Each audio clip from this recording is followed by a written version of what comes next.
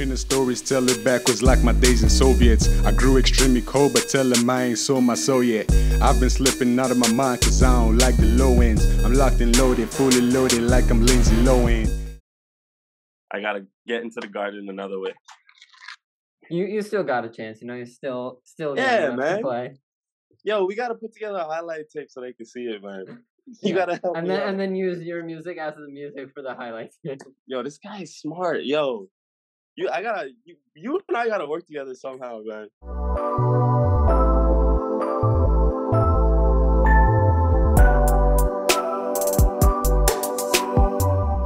He's a music artist from Rexdale performing soulful jazz fusion music. You may know him from the songs Trouble Man or Yesterdays. Please welcome Thelonious to the podcast. How are you doing today? I'm good, man. How you doing? I'm doing good. Excited to have you on and talk a bit more about your music. Absolutely. Thank you for having me, by the way. Yeah, thank you for coming on. You're an interesting guy, and I love your music, so I'd love to just get to know a bit more about it. I'm excited to talk about it. So, first thing, just to start off, what was your first experience with music like, or what made you first want to do music? I was actually raised in a very musical household. Both my parents made music. My mom was a singer, and my dad played keys. Still do, both of them actually. Mm-hmm. And I think the first time I tried to make music myself, I was 9 years old, and it was with rapping. And I just didn't have any friends, so I was trying to make friends. I wish it was more interesting than that, but Yeah. eventually it turned into a love for it, and I've been doing it ever since. Mm-hmm. So it almost started as like this thing to try to connect with people, to make friends through rap and through music. Yeah, man. Ain't nobody really fuck with me back in the day. So, am I allowed to curse, by the way? Yeah. You're all good. Okay, You're all good. Just making sure. Yeah. So as a kid, like growing up, before maybe you discovered music, was there anything else you thought about doing in life? Or, once you found music, was it kind of just music from then? Mhm. Before I made music, I actually played basketball very religiously. Actually, I really was into it. I wanted to make the NBA. I'm like the typical rapper who was a basketball player first. I don't know. I've heard somewhere like every rapper wants to be a basketball player, and every basketball player wants to be a rapper. Yeah. I guess it's true because it always happens. But I think around 16, I believe, was when I decided to take rap seriously, and ever since then, I've just been working. Mm-hmm. And so, was it any sort of like particular moment at 16, or did you just find yourself doing it more that made you want to take it seriously? It's a mix of both. I remember there was like a summer. It was the summer after grade 10, and I was like writing a lot of rap music at the time, just as a pastime. Yeah. And there was a song I heard, and the song really just ignited. I don't remember exactly what song it was, but it just like felt exactly like what writing music felt at the time. And I was just like, yo, like I really like this better than this, and I just want to make this shift,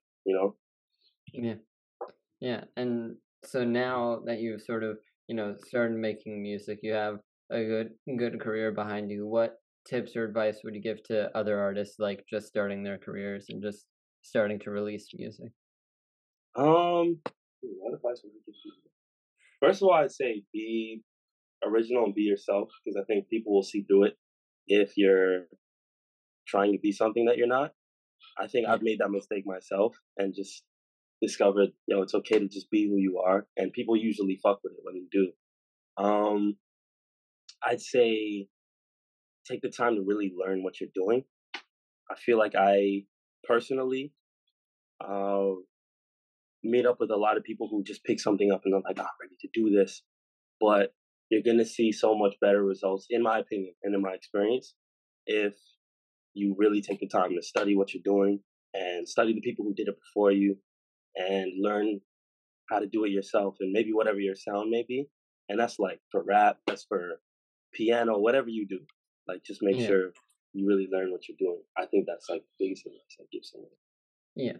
And you said that you sort of had to catch yourself, trying not to be someone else. what were you trying to be, you think, or what was the reasoning behind that? Um, what was it? I think at one point I was a big fan of like I watched a lot of rappers' funny moments Mm-hmm. online. I was a big fan of Mac Miller, and I would watch his funny moments, and same with Tyler the Creator and other people. So I was just like, I gotta be a funny guy all the time. Like I'm gonna just make jokes online, and it works to a certain degree, but it just hit a point where I was just trying to be funny for a camera every time one was brought up, and it just wasn't a good look. So Mm-hmm. I think I just discovered like just be organic and let the moments come when they come. You know. And did you find that you sort of enjoyed your career more, or were happier once you just started being yourself and Yeah. got rid of that like trying to make jokes? Yeah. Definitely, definitely. There's other things I think I used to do. I think I don't know. I think when I was really trying to figure out my own identity in this musical space, Mm-hmm. I just spent a lot of time trying out all these different things that I saw that worked from my favorite rappers, and eventually I figured out maybe what my sound is and my identity is. And I feel like that's something no artist ever stops learning. But I feel like it just hit a point where it's just like, oh, this feels natural and I feel comfortable doing this. So Yeah. here we are now. Yeah. Yeah. And so, once you started making music and you wanted to come up with your artist name, how did you settle on Thelonious being the name? Oh man. Thelonious is actually my name, Mm-hmm. but I just couldn't think of a cool rap name, man. I really tried. I tried so hard. My first rap name was Steady Progress when I Mm-hmm. was how old was I? I was like 11 maybe, and I was just doing rap battles online, and that was the name I went with. And then it was like ill something, and then it was like 8 other ills or some shit. And Yeah. then eventually I was just like, yo, man, I'm gonna just use my name because Yeah. I'm not one of these people who's built to come up with a fancy name or whatever. Yeah.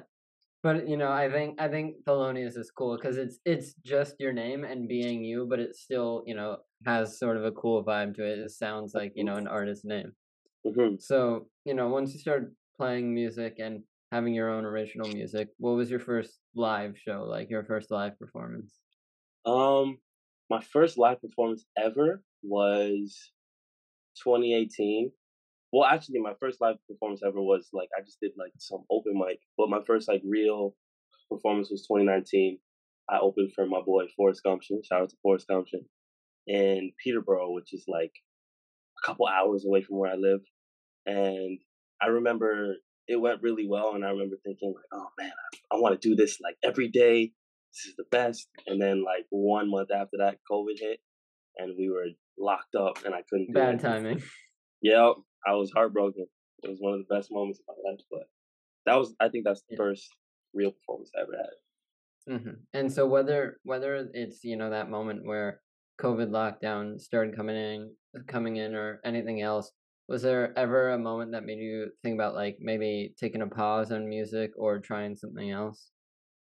Um, I remember I put out my first project last year called Silverstone's Own, and I just remember that project took a lot out of me to make. Mm-hmm. I was doing a lot of traveling back and forth, and just did a lot of rewrites and redos until we finally landed on the final version. And I think before I released it, I still wasn't fully satisfied. And then now I am. But at the time, I was just really not happy with where I was. So I think there was a brief moment where I was like, yo, this isn't, maybe I'm just not built for this. But I didn't know what I Yeah. wanted to do. You know, I just Yeah. was like a little You discouraged at you the time. hadn't found anything else you wanted to do, but you were Yeah, questioning if this was like what absolutely. you wanted to do. Yeah. But hey, man, January hit, and I realized this is what I want to do for sure. So Mm-hmm. Are you a music artist trying to find a way to get your music on as many streaming platforms as possible? Then check out DistroKid. DistroKid is a super user-friendly and super easy-to-use service that will make your music available in stores like Spotify, Apple Music, iTunes, Amazon Music, YouTube, Snapchat, everything you could imagine. it's available. People will even be able to add your songs into their Instagram stories. DistroKid helps you with the distribution, monetization, and promotion of all of your music. Use the link in the description of this video for 7% off any DistroKid package you want. Pick from musician packages designed to help artists get their own music out there, or even get a label package where you can manage up to 100 artists from one profile. So that's more for like managers, labels, and you can also get the musician package that I mentioned earlier, which is more for artists, producers, things like that. And super easy, and you can get 7% off any package right now with the link in the description of this video. So once again, if you're looking for a way to get your music on as many streaming platforms as possible, I'm talking any platform you can think of, get DistroKid and get 7% off right now with the link in the description. Back to the program.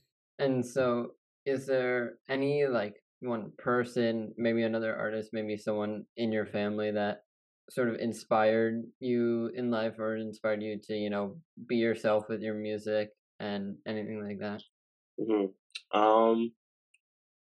I know both my parents had a big influence on me because of them. I grew up in the church and just around a lot of gospel music and a lot of jazz music as well. My dad in particular, because he's always been very he's like a bit of a music nerd, and Yeah. I think that rubbed off on me, and I'm kind of a music nerd now. Growing up, I remember I was really into Kendrick Lamar and J. Cole and Mac Miller and rappers of that sort. I Yeah. remember they were the first ones that really felt relatable to me. Because my first favorite rapper was Tyga, I think, because that was what my sister listened to, and just whatever she listened to was the music I listened to. Yeah. And then I found these rappers that just felt like the stuff they talked about just felt like very relatable to me. And that was the first moment I think that I was really inspired to do this for real. Mm-hmm. And so, you know, that music that sort of can speak to someone or really make it relatable. There's a lot of that now, but there's also a lot of artists just trying to, you know, make that hit song that can go viral online. What do you think all this like TikTok, social media has done for music? You know, is it good that, you know, artists can get their music out? Do you think it is causing artists to just sort of get away from artistry and just trying to make a hit? What do you think about all that? What I'd say is there's I think it has good and bad it invokes good and bad reactions out of different people. I feel like Mm-hmm. one good thing I've seen it give artists recently, in my opinion, is you see a lot of artists who are already great at what they do learn how to be more grabby with their music, because you kind of have to navigate this new landscape. You need Yeah. to have something that really brings people in, whether it's a catchy hook or whatever it is, or just a moment in your song that's just like something people can grab onto. Yeah. Um, and I think it's just one of those things, one of those ways that music's evolving. But I'd say like there might be a few instances where the quality of the music becomes sacrificed in certain people in certain places. But I think in a lot of cases, like the artists find a way to stay true to who they are while Mm-hmm. still navigating the way the landscape is changing, I think. Yeah. Yeah, definitely. And, you know, I'm sure a big moment of yours was, you know, getting a song of yours to appear on TV on the show Mm. Coroner. What was that moment like for you to, you know, see your music used in this big, like, high budget, like, production uh program? It was crazy, dog. I think I almost cried. There's a video of it too, of me just somewhere, of me just like reacting to it and like kind of freaking out a bit. Mhm. But it was wild because I knew it was gonna happen because Yeah. there's a negotiation process or whatever it is. But I'm the type of person, when good things happen to me, I'm just like, it's not real. Like there's no way that just happened. And watching it was like a big moment, and seeing my name in the credits and everything. Um, I'd say that's definitely something I loved. and I would love for it to happen again. If you're a TV producer out there somewhere, hey man, the music's pretty good, man. Check it out. And so that like negotiation process you were talking about beforehand, did they let you know anything on like how they were planning on using it, or did you just know that they were going to use it at some point? They described the scene to me, and I remember it after they did. I watched the episode, and as soon as it started happening, I'm like, it's gonna happen, and then it happened, and it was like really cool. So I knew it was one of the characters was watching a basketball video and stuff. I'm not going to fully explain the scene because if you want to see it, you can just go watch the show yourself. But yeah, that was a really big moment. And I'm sure, that's actually kind of cool. Like the whole connection where, you started playing basketball and wanted to do that, and now your music's being used on a scene of basketball. And so that must have been awesome for you. It was really awesome. I think there was like something in the episode too where they had some dialogue like, oh, he works with young up and coming artists too. And then that's where my song played. So that was really cool as well. Yeah. Yeah. And so when you're coming up with a new song and when you're like in that creative process, what does that look like? Do you try to write and then find instrumentals for that? Do you start with the instrumental and try to write to that? What's that process like? It depends a lot of the time. I think usually, more often than not, I usually write first because I do a lot of writing drills. Like, especially in this past year, like I try to do a drill first thing in the morning, and I don't leave my house before I finish my drill or whatever it is. So usually I'll have a couple writtens here and there, and I'll hear something and I'll be like, oh, it fits over that. But I think that's been my usual process, but I find now a lot more I'll either have a beat or I'll make a beat with my boy Cabby 96, shout out to that dude. And I'll start writing to it like immediately. Because sometimes you make something and immediately you hear your first line, and when that happens, it's usually very quick. But it depends. This episode of the podcast is sponsored by BondTouch. BondTouch is committed to creating healthier and happier relationships, and in order to achieve that, they created the BondTouch. This bracelet is designed to bridge the distance between relationships by enabling touch to be sent over any distance. The app and services that come with the bracelet provide the intimate space relationships need to have fun, learn, and grow. BondTouch has over 1 million users and averages 2.5 million touches every week. The longest distance ever recorded between two touch band users were 12,000 miles. Use a BondTouch to send a touch to a loved one wherever, whenever. Defeat the distance by using BondTouch's app and bracelet to connect with others. Just wear a bracelet of your own that's paired with another, and touch the screen to send their band vibrations that mimic your touch. Keep a special someone close, with every touch kept in the app ready for replay. Decorate your devotion with unique styles, customizable bands, and custom message colors. Learn more about all features of the BondTouch itself at bond-touch.com and use my discount code BondBBHeroic at checkout for 5% off any BondTouch order. Go order a BondTouch, BondTouch More, or a Bond Heart now and use code BondBBHeroic for 5% off your order at checkout. So it's usually like very quick and you can just start writing on the spot, but has there been any time where you've sort of like hit a writer's block or like haven't been able to come up with anything? Yeah, there's I've hit long writer's blocks before. I'd say typically I take a while to write songs. Like I'm not typically someone who can just sit in the studio and just get a song out like right then and there. It happens all the time, but I feel like I like better when I take something away and spend like sometimes a week on something and just keep on drafting it until I really like it. But I've hit points where I've had songs that just sit there for years and I know I'm going to finish it and I know I want to finish it. I've got songs from like years ago still that I know I want to finish, and for whatever reason that I just don't get around to it yet. But usually I know when I'm going to come back to something and finish it. So those songs, you haven't gotten around to it yet, but do you think there's a chance in the future that those are gonna, see the light of day and be released?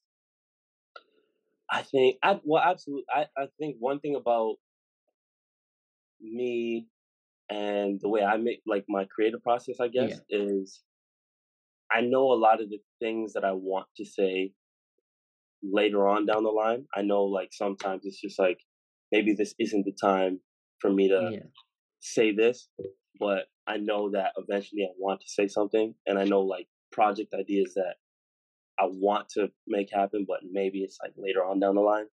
And every once in a while, I'll write a song and I'll just love it, and I'll just be really upset because I'm like, yo, this can't come out for like meant to be later. Exactly, but hey man, it's gonna come out at some point. So,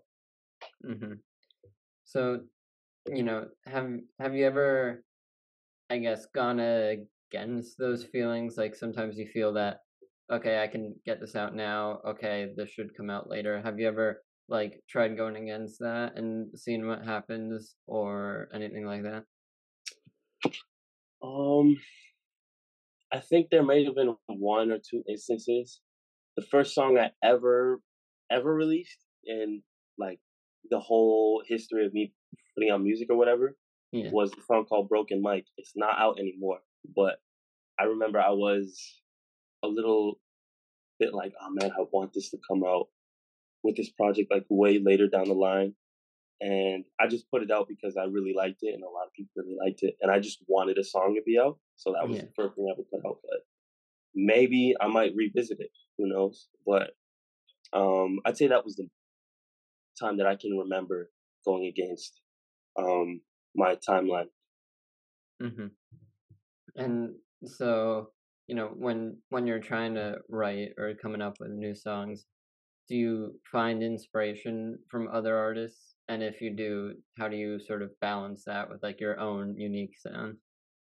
I do every once in a while. I think producers find it a little annoying sometimes.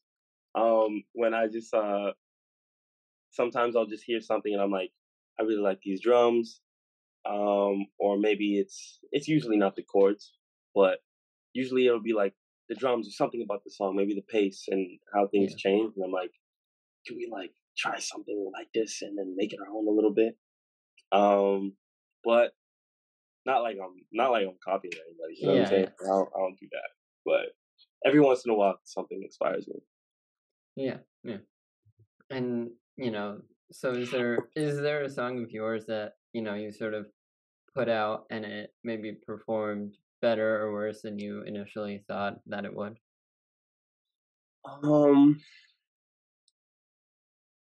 Probably. I think the first song I ever put out that really gained some sort of like a lot of people started listening to was Trouble Man. And I remember when I made it and all throughout the rollout of that project, I was like, this is that song that people are going to love. This is the one. And at first it did not hit like that until like months later. So I remember when it came out, I was a little upset at like the results, but shout out to Spotify and everybody over there, and shout out to everybody who's been loving the song. It's been doing great. I think other than that, I remember I was a little bit, one of the singles off my EP that recently came out last month called Albion Road Demos. There was a single on there called Silver Song Summertimes 2. And that came out as a single. And I think I was a little anxious about that one before it came out because I was just like, oh man, everybody loved the last single. I hope this one I hope like this isn't one of those cases where nobody listens to this one. Yeah. But that one also picked up like pretty instantaneously. So I'd say those are the two instances I could talk about. Oh, actually, I had a song I released like 2 years ago.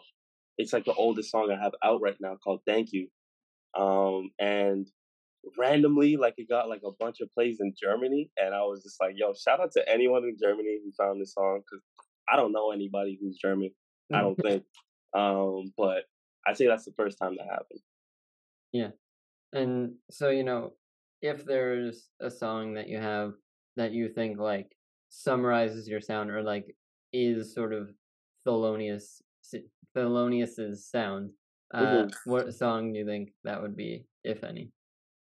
If I was going to show someone my music and I had one song and one chance, it Yeah, would let's say probably like someone's never heard your music, you get one song to show them like, all right, this is sort of what I do, this is what I make. absolutely. What song are you picking?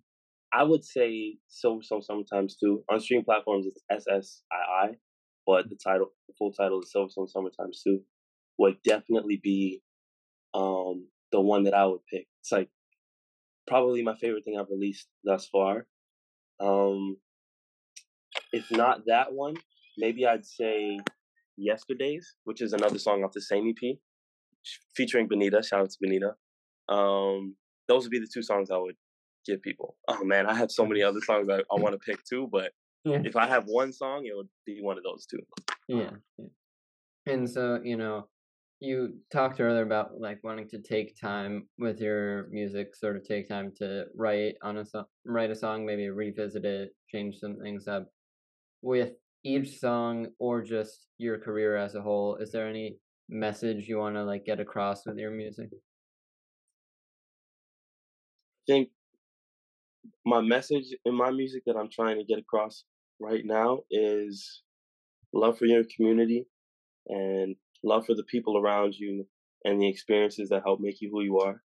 I grew up in Rexdale, which is in Toronto, and I feel like I grew up around a lot of people who came from harder circumstances, in a lot of cases, harder circumstances than even I was aware of or even went through myself.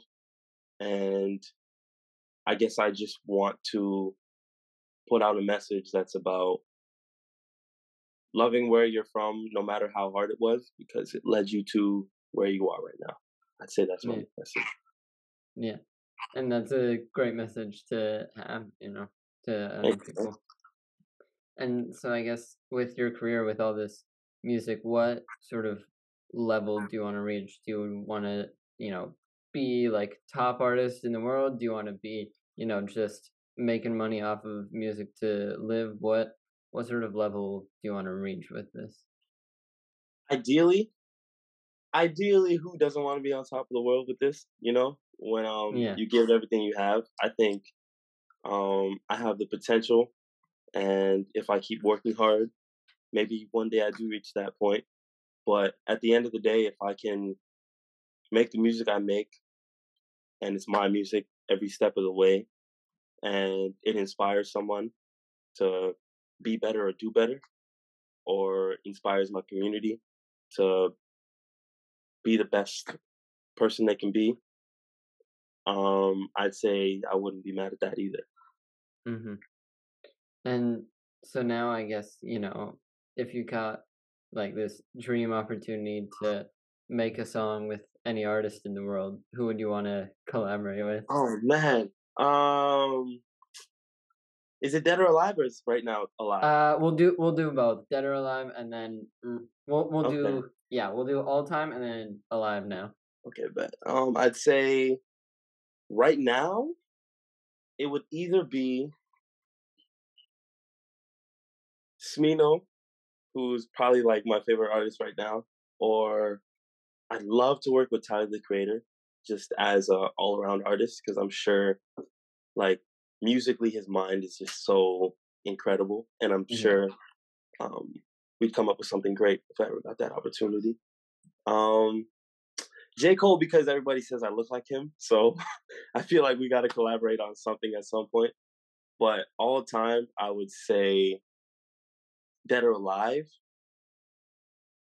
Oh man, I would love to. I wish I could have worked with somebody like Jimi Hendrix or Miles Davis for sure. Hmm. Um, these are like super old names, but On the um, more jazz side, also music, exactly, yeah, whereas now it seems to be more like rap artists and like hip hop and stuff. hmm, Yeah. absolutely. I'd say those would be probably. I'd say Miles Davis Hmm. would be like my Dead or Alive choice. Yeah. And so, do you have either, I guess, a live performance you've done that's your favorite, or just like a key memory from performing live that you really like? Anything like that? So I have two, I'd say.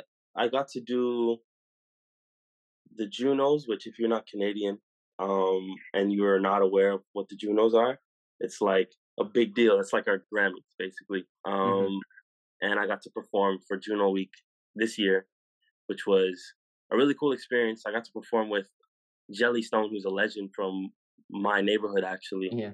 which was really cool. And it was my first experience performing with a live band, which is so much better.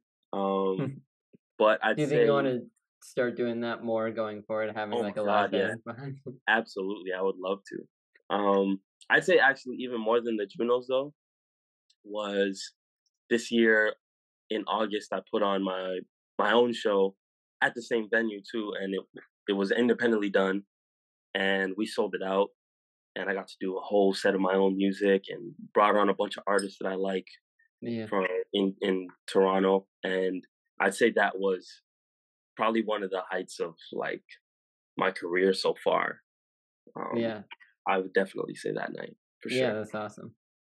And so, if you got like we talked about artists earlier, but if you got to, perform at any venue in the world, what sort of venue, or like it could be any size, anywhere, just where would you want to play your music? Madison Square Gardens, of course, it has to be. I love New York. I feel like New York is one of those places where if you love hip hop, like you have to love Yeah. New York. Um, so Madison Square Gardens would be a big one. Also because I wanted to play ball, and the NBA didn't call me. So, hey man, I gotta get into the Garden another way. You still got a chance, you're still young Yeah, enough to man. play. Yo, we gotta put together a highlight tape so they can see it, man. You Yeah. gotta help And me then out. use your music as the music for the highlights. Yo, this guy is smart. Yo, you and I gotta work together somehow, man. I need your I'd ideas. love to. And so, on top of the venue, do you just have a couple of artists that are your favorite to listen to, or that you're a fan of? Um, Obviously, Smino is my favorite artist right now. There's been a lot of albums this year. You can't hate on Kendrick's last album. I think I Mhm. remember at the Junos. I did the Junos the night after that album came out, and I was so tempted to be like, "Yo, man, Kendrick just dropped. I don't know what any of y'all are doing here. Like, y'all need to go home and listen to that." Um, who else am I listening to at the moment? Um, I'm s- I've got another idea for a project that I'm working on, and that usually dictates what I'm listening to. Mhm. So there's a lot of singers actually that I'm listening to. Um, the Cleo Souls of the world and the Ari Lennoxes and stuff like that. So I'd say that's mainly what I'm putting in my ears at the moment. Yeah. Nice. And so, you mentioned it earlier, but you recently came out with the project Albion Road Demos. Hmm. What's the story behind that? Can you just tell us a little bit more about like the idea for that, what went into it, everything like that? Absolutely. Um, I started writing Albion Road Demos after going through a hard period of my life and my career. Mhm. Um, it was that dark period I was actually telling you where I was considering maybe stopping doing this, Yeah. but I hit a point where I started doing the drills again, and I started really coming into myself and figuring out what I wanted to put out in the world, and realize it's moments like that where you really realize what you're capable of. And when you have to rise above something, you usually discover that you're completely capable of it.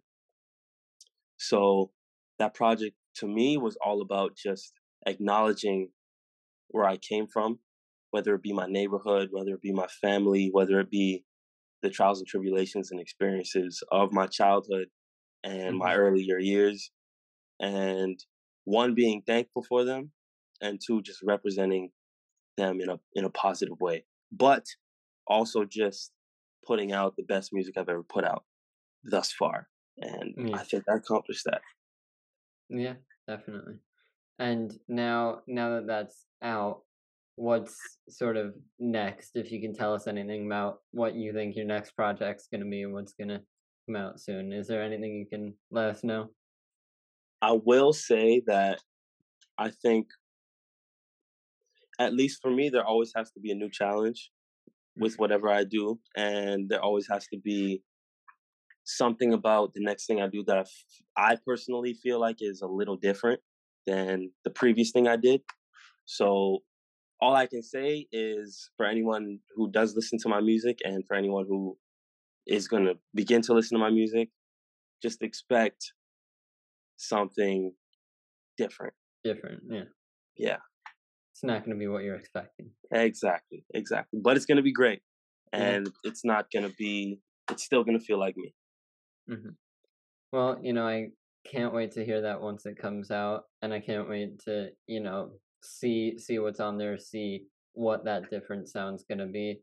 Those are all the questions I had for you today. So thank you so much for coming on, giving us a little bit more insight into your music. Where can people find you online? Social media, Spotify, anything. Where can they find you? So I go by Thelonious on Spotify, Apple Music, and everything. It's just Thelonious. And if you want to find me on social media, I primarily use my Instagram, and it's my name, Thelonious, with 2 underscores in front. So _TheLonious. And I'm on TikTok and Twitter and all that good stuff. And we are working on the mixtape of my basketball journey. So look out for that. It's on the way. Tell the NBA to start calling. All right, yeah. Can't wait to see all of that once it's out. I'll leave a link to some of those down below. And yeah, I can't wait to see this new project you got. Thank you, man. Appreciate it.